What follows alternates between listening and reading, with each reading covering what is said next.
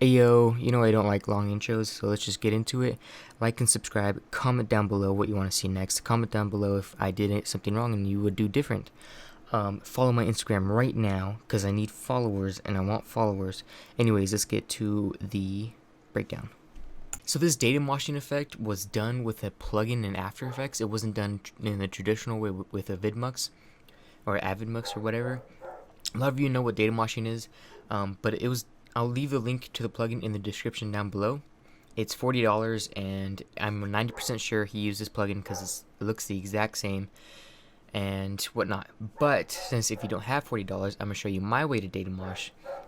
My way to data wash is I use Datamosh Studio. I just think it's easier. I don't have to do as much work, and I'm gonna show you some other techniques and other things you can do to make it kind of look the same. But if you want it 100% the same, download that plugin I linked in the description. All right. So once you're at Datamosh or Datamosh Studio website, you just need to scroll down and click here to download.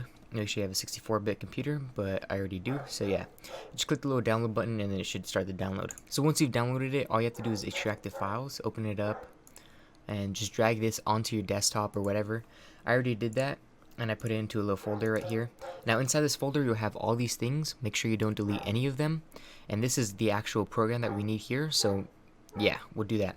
Now before we can do that, we need to first get your clip that you want to data wash. So here's my clip. It's pretty much right before he starts data wash, and yeah. So now what you need to do first is you need to make a new folder that is empty. So I'm gonna make a new folder and then just call it Datamosh, right? Okay, so now we need to go back to your Datamosh Studio folder and then just open that up. Now you just need to create a new project and then go to the folder that you just created. So right here, Datamosh, okay. And then all you need to do with this screen that pops up is just change the width and the height to the width and height of your video. A lot of it should be like 1920 by 1080. That's kind of standard 1080. If you have 4K footage, then change it to that. But 1920 by 1080 can't go wrong. Click save and it'll do this and it'll open this up. Now this is the program. Now to start data washing, all you need to do is click on import video right here and then navigate to the folder where your video is. And mine is right here, but you might see you won't have your videos here. Just change the file format to MP4 or whatever, any of these, and you'll be able to find your video. Data wash before is my video. Click open, and once you see this change to conversion complete, then you can start changing it. Go down here to add snippet, video, data wash before. Now I'm going to show you the way I'm going to do it. Now I suggest you guys play with it, make your own thing, find out cool new things, because you can do a lot of cool things with data washing stuff. But just for the sake of time, I'm just going to show you exactly how I'm going to do it and how you should do it. But I might mess up here and there because it's all trial and error, so it might take some time. But here we go. So this right here, it will show you how long your video is, minus 31 frames. I don't want data washing throughout all of it. I want it to start on, let's say, frame 15, right?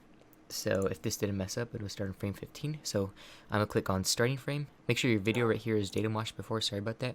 Starting frame is 15. Actually, sorry. I'm gonna do starting frame 0, and then I'm gonna do ending frame is 15, and then I'm gonna click on delete frames, delete iframes right here. Click on insert. That'll be good. Now I want to do a second one where my starting frame would be 14 and my ending frame would be, let's just say 20. I'm gonna insert that. No, I'm gonna make it 19 actually, 5 frames. I'm gonna insert that, and then now to preview what I just made, oh sorry, before that, right here on beginning iframe, just click that down and click the only video you have in there, and then I'm gonna click on export and then click export and play. And then now if I look at it, you can see the data wash starting right here. Now I'm just gonna add more of these snippets I just made right here to make it longer. So I'm gonna insert that about 2 more times, export, play, and it should do that. And that's a pretty good data wash, but at the end I'm gonna finish it. So I'm gonna go ending frame, or starting frame now, I'm gonna make it 18, and I'm gonna make the ending frame 31. Data wash before, insert, export again and play. So if you look at it, it data moshes throughout the whole video and is pretty much what we wanted. And this is a good data mosh effect, but for the sake of time and how we're gonna do it, I'm gonna do this. But like I said, play around with it, do whatever you like with it. Okay, so you don't need to do anything else since you've already exported it. You're fine. You can just close this out. I just noticed a dog was barking throughout the whole tutorial, so sorry about that. I closed my window. But anyways, so now I'm in After Effects, and now I'm gonna need to import my new Datamosh video and my old video to make it the effect where it goes and then it just pops up. So I'm gonna insert this. This is my before video, Datamosh before, and I'm gonna go to my Datamosh folder that I created that was empty, and then just click on this base video right here and click import that. Now I'm gonna make this a new project or new composition. Sure. Okay, so now if I zoom out, here's my before video. Here, let me click on my Datamosh video, or my Datamosh, there we go, and my Datamosh before. I'm gonna need to just fit that to comp real quick. Okay, and so now if you look at it, this is my Datamosh video. It's way longer than what it was because I was kind of extending it. So there's going to be a kind of a hard time, like, how do I put this? There's going to be a hard time, matching it, but we kind of don't need to. It depends on what you want to do. If you want to make it a video, yes, but I kind of just want this effect right here as a mask. So what I'm going to do is I'm going to put this over my clip. I'm going to find a good way to frame it, which is right here. Okay, I'm gonna think about right here. That's when my Datamosh starts, I believe. What about right here? Okay, I'm gonna move it right here. And that's where I want this to begin. So I'm just gonna cut this so I know where to start. So right here.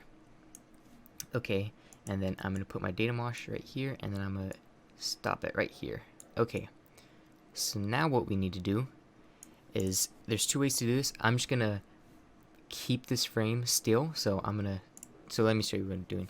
I'm gonna copy this frame, right? So this frame is still the before frame, I just cut it. I'm gonna copy this by pressing Ctrl D. I'm gonna right click time, and now this is my way of doing it. You guys don't have to do it this way, you can make it a video.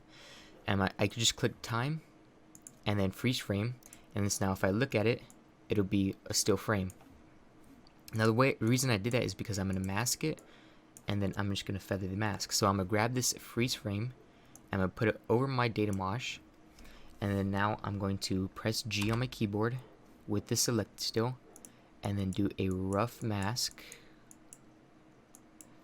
And the only reason I'm doing this is so the background doesn't change and only this changes. Now if I could have slow-moed this down, but so the background doesn't change that much and we only get the effect on this, if that makes sense, but I don't want to do that. So that's another thing you could do. You could slow-mo it. So I'm just going to do this. I'm going to click MM on my mask, I'm going to click subtract, so it'll be like this, and then on my feather I'm going to make it 20. Now you may ask why it's not data moshing, because I forgot to do this and that. So now if we look at it, it'll be normal, boom, and then the mask starts and the data moshing starts right here.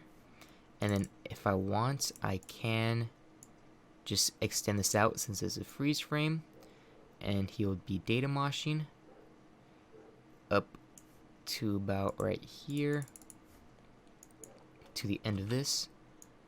And then I might need to change my mask a little bit at the end, so I'm just gonna move my mask. So I'm gonna click on mask path, make a keyframe. Right, it's good right here. I'm making a keyframe. Right here I'm gonna move it, so I'm gonna press V, highlight all of these, move it to over here, but be careful because we don't want him in the shot, so I might just edit this a little bit like that, and then make this maybe right here, so it looks something like that. So now if you look at it, and the feather kind of throws it off a little bit, but I like this part right here. I think that looks good right there, right? And that's kind of what we're looking for. Okay, so now what we need to do is we need to change the color. You can do this anyways. I just like to put glow on, sapphire glow. Oh, put it on the wrong one. Make sure you put it on your Datamosh clip and not any other clip, which is this one. And I'm gonna make the glow width like 0, glow X like 0. I'll make the brightness, turn that a little bit. I'm gonna turn this into pink or something. Right, so if you look at it, and it starts, so I'm gonna make this more purple as it goes on. I don't really like the glow, I might change that, but I'm going to make this 0 first, and as it goes on, the Datamoshes it, make it more purple. Okay,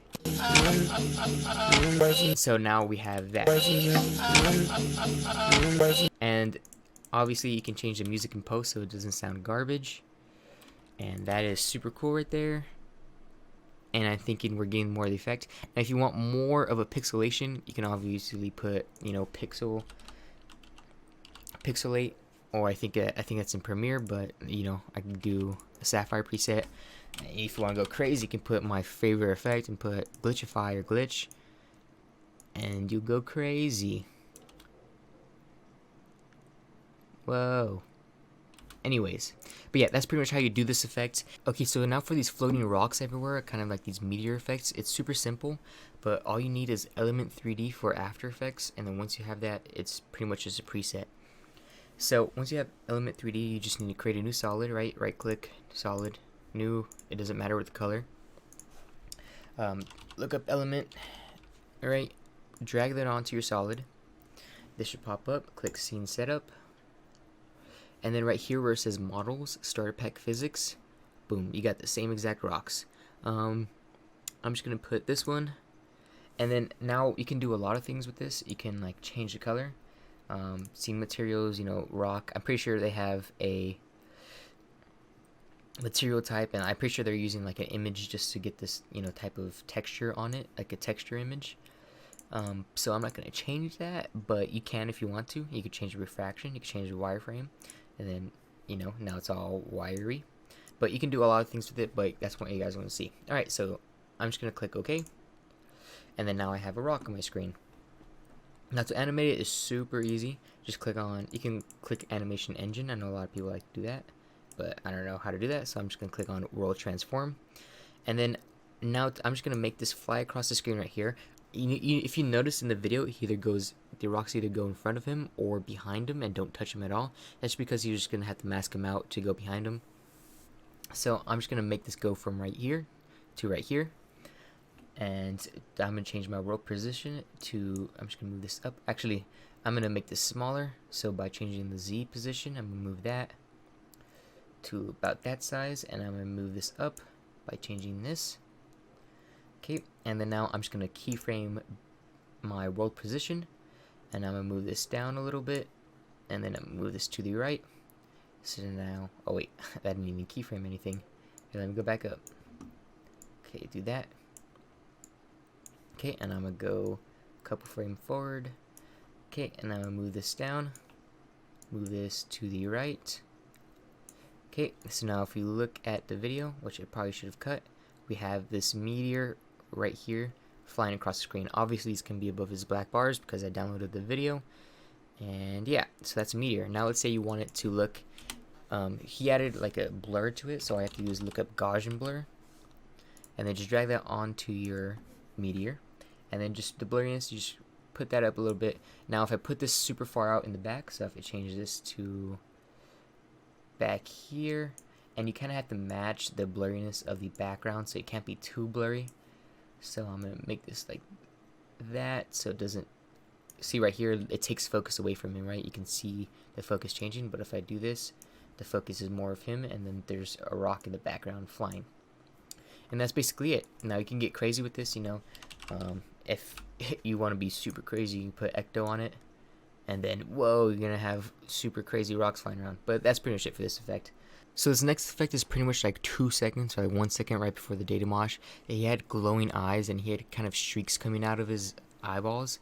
Now, the streaks are the same as the streaks on the car, but I'm just going to show you this one, so it's the same concept pretty much.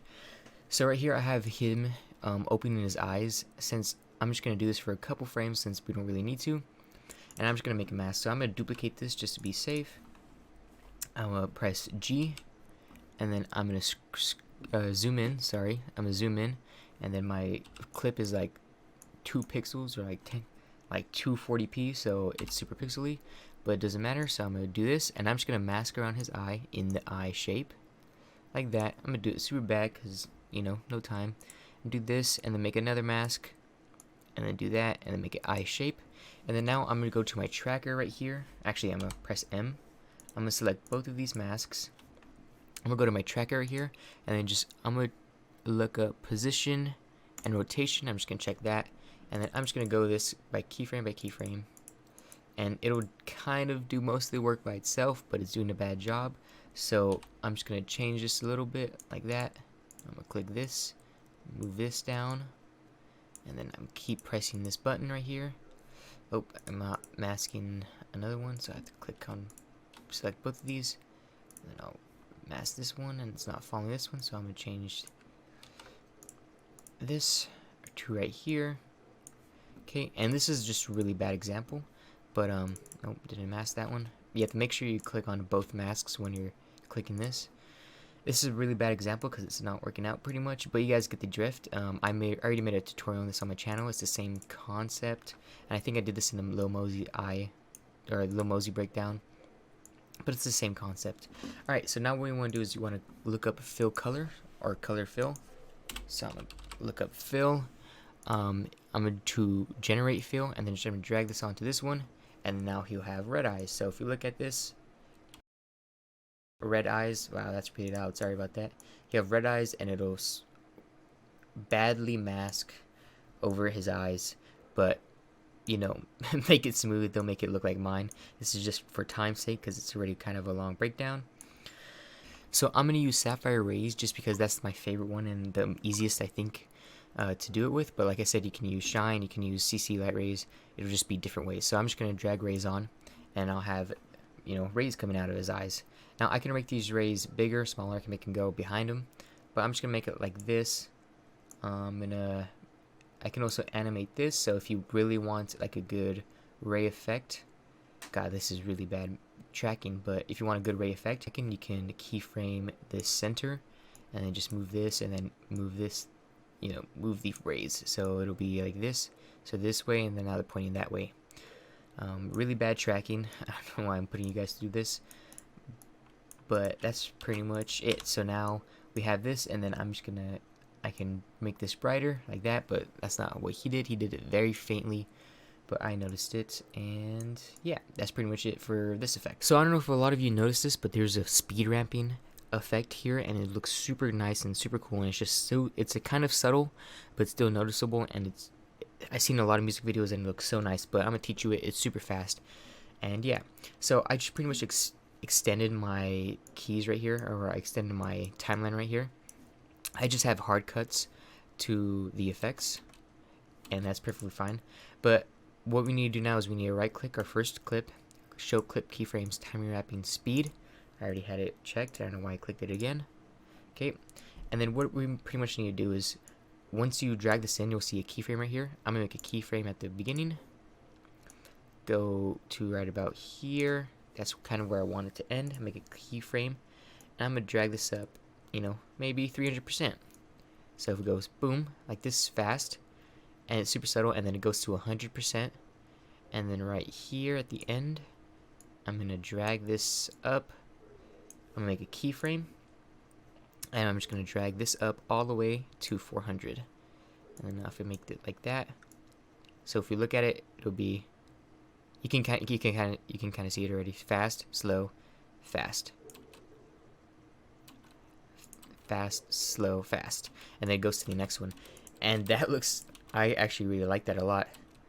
Now what we can do is we can do the same thing with the next clip, and it kind of makes it smoother. Now this is just kind of the basic one. You can also take this apart and make it mapping like this. I know in After Effects in Vegas, velocity, there's way more to it, and you can like kind of change the graphs. I don't really know how to do it in Premiere, but it looks pretty nice anyway. So anyways, let's move on to the second clip. Make a keyframe. I'm gonna go right about here, make a keyframe, and I'm gonna make this. Oh, I didn't right click show keyframe speed. I have to do that all over again. Make a keyframe, and make this 320%. And it's all just about playing around and stuff and see what looks best. So I'm gonna make this a little bit faster because it takes too long. So fast, and this actually it's kind of long, this fast motion. So I'm gonna move my keyframe up a little bit like that. So it's fast, slow, regular, and then we're gonna do the same thing for the next one. We're gonna make it fast. So I'm gonna make a keyframe right here, keyframe right here. Actually, no keyframe at the end. I just put it to 200. Fast to the next one. Fast to the next one. And then this one's kind of slowed down already, so it'll look super nice. Speed, fast, keyframe right here. I didn't go up a little bit. Keyframe right here. Make this 100%. And then I'm gonna do something different with this one. I'm gonna make this 200%, but then I'm gonna make this 50%, so it'll look super fast in slow motion. But I also downloaded a 480p video, so it doesn't look that good. But if you have really nice 4K footage, you shot it in 120 frames per second, it looks super nice. Okay, so I'm just gonna do the title effect now. You can skip it. It's super simple and super easy. It might not take that long, but yeah, let's do it. So I'm gonna press. I'm in Premiere. I'm gonna press my T right here to make a type tool. I like to make it as big as my screen, or bigger like that, but it doesn't really matter for this. So I'm gonna type in no issue, and then I have it in red font, and I have it kind of in blocky letters, which is fine. Make this middle. I'm gonna bring this down a tiny bit. Where's my down button? That's not what I wanted. Oh, position, I'm done. Alright, down button, there we go. And then it'll look like that. Now for the effect that they had, it's all you need to do is you need to click on your little clip, your no issue type, hold Alt, drag it down underneath it, and then now I'm gonna change the fill to white. Now they obviously did blue and black, but if I did black, then you wouldn't be able to see it. I messed up. I'm gonna make sure you click the bottom one, change the fill to white. There we go. And then now I have a preset. It's sideways fast, but it's pretty much Sapphire Shake and X, and I could just show you how to do that. So all you need to do is when you put Sapphire Shake on, it's gonna have tilt shake, make that 0. Make the Z shake 0. It should already do that, and make the Y shake 0. Now it should only shake on the X-axis like it's doing now. Now this one's too intense. I don't like that, so I'm bringing the amplitude down to right about there, and that's still a little bit good, but I'm gonna bring the motion blur down, and I have something like maybe a little bit up, motion blur up, and it's something like that, maybe the frequency down, and that's how you do it. That's basically it for this breakdown, guys. Let me know if I missed anything. Comment down below what you want to see next. Subscribe like always, and watch my other videos. Now here's an update. I know you guys want the Lil Mosey Kamikaze breakdown, but there's just one problem. The effect everyone wants to know, I can't get it. I downloaded like 20 plugins. I can't even get close. And yeah, the other effects aren't the issue. The whole video isn't the issue. It's just that one effect or plugin. I just cannot figure it out. Like, I've not even gotten close. I've gotten kind of in the ballpark with 3D plugins, but I just can't even do it. So let me know if you guys still want to do it, or if you guys know how to do it, and I'll put it in the next video, and I'll put your comment in the next video. But yeah, that's pretty much why I haven't done it yet, just so you guys know. Like I said again, thanks for watching. Subscribe and like and comment. It really helps me a lot. And yeah.